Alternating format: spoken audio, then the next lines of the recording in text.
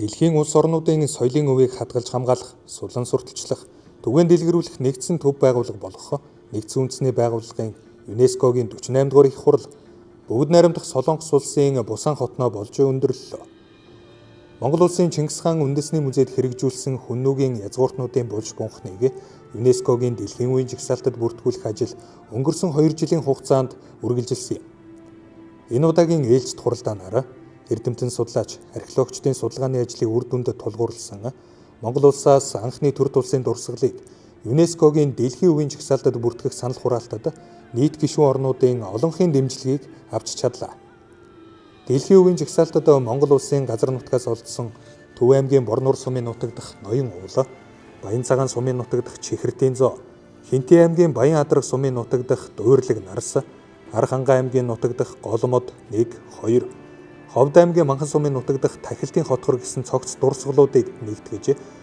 хүннүүгийн язгууртнуудын булш бунхан гэдэг нэрээр бүртгэгдлээ.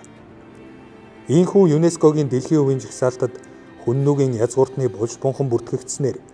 Монгол улс нийт 5 дахь өвөө бүртгүүлж Чингис хаан үндэсний музейн 3 дугаар давхарт байрлах Монголын эртний төр тулсуудын танхимын түүх дэлхийд дахинд хүлээн зөвшөөрөгдөж хүн төрөлхтний өвийг хадгалсан музей болж чадлаа. За ЮНЕСКОгийн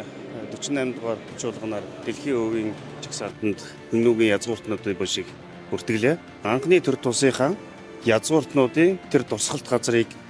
дэлхийн дахины өв болгож чадсан. Цогцлбор дурсгал маань 6 дурсгалт газраас бүрдэж байгаа. Нэгдүгээрт нь Төв аймгийн нутагт байгаа Ноён уул, Архангай аймгийн нутагт байгаа Голомод 2, Хинтээ аймгийн нутагт байгаа Дуурлаг нарс, Ховд аймгийн нутагт байгаа Тахилтын хотхор, Төв аймгийн нутагт байгаа Чихэртийн зоо гэсэн ийм 6 дурсгалт газрыг бүртгүүллээ. Төв аймгийн Баян цагаан сумын нутаг Чихэртийн зоо дахь дурсгал нь Монголын анхны төр тулс хүннүүгийн эзэнт гүрний үеийн түүхэнд холбогдох цогцлбор,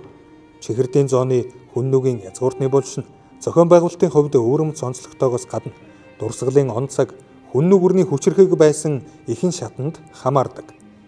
Хээрийн малтлаг судалгааны явцад тогтсон булшинд малтлаг судалгаа хийхээс гадна сум нутгийг бүхэлд нь хамруулсан хайгуулын ажлыг зохион байгуулснаар ойролцоогоор 370 гаруй дурсгалыг шинээр илрүүлж баримтжуулсан нь урд өмнө хийгдээгүй өргөн цар хүрээтэй ажил болсон байна.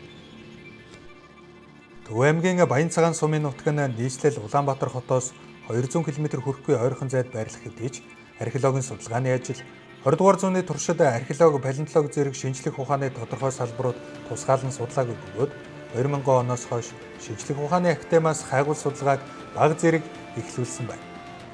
Чихэртийн зооны малтлаг судалгаа дан ганц он цагийн асуудлаас гадна анх удаа цагирах хэлбэртэй булшинд дагуул булш байдгийг нотлон ийм хэлбэрийн булшны хэмжээ болон нүхний гүн хамгийн хэмээх тодтголтой болж дотоод байгууламжийн бүтэц зохион байгуулалтын зарим шинжийг өмнөх үеийн дурсгалаас уламжилж авсан нь мэдэгдсэн.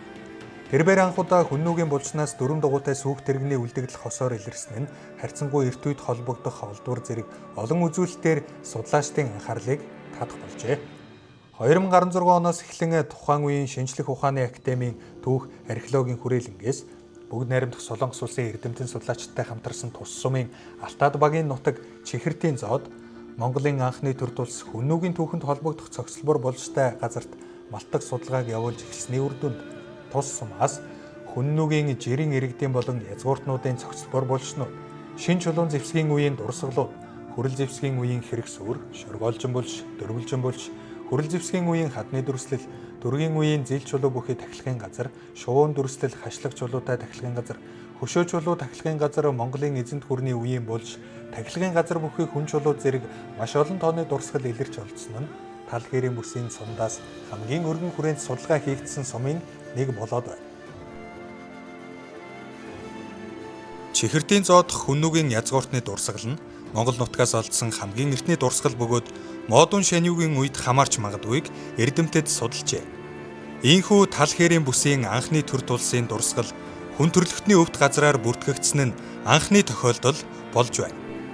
Баян цагаанчууд бид өв соёлоон эрхэмлэн дээдлэе.